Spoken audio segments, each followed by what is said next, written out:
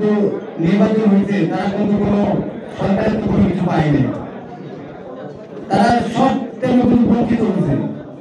তাই আমরা এই যে ফেসিবাদ বিগত 17 বছর দেশ চালিয়েছে, এই তাদের বিরুদ্ধে কারাই কথা বলছে, তাদেরকে খুন করছে, তাদেরকে মনে করেন কি করছে, কেউ কথা বলতে পারেনি।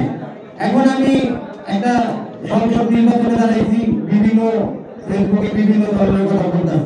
ভাই আমরা ওইসব ধরনের কথা প্রচার করি না, আমরা গুলিকে ভয় পাই না।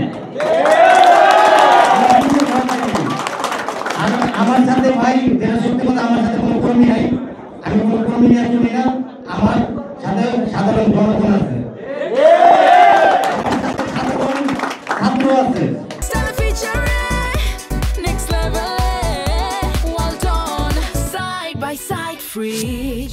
আমার সাথে সাধারণ প্রবাসীরা আছে। আমার গায়ে যদি কেউ একটা হাত দেয়, এই বাংলাদেশের মানুষ কেউকে ছাড়বে না। আমি সংসদে দাঁড়াইতে চাইনি, আমার থেকে খারাপ লাগছে সংসদে যারা এতিমের টাকা মাইরা সংসদে দাঁড়াইতে পারে, একটা রিক্সালা কি জন্য দাঁড়াইতে পারবে, যারা যাত্রাপালা নাইকা সংসদে যেতে পারেন, একটা রিক্সালা কি জন্য যেতে পারবেন।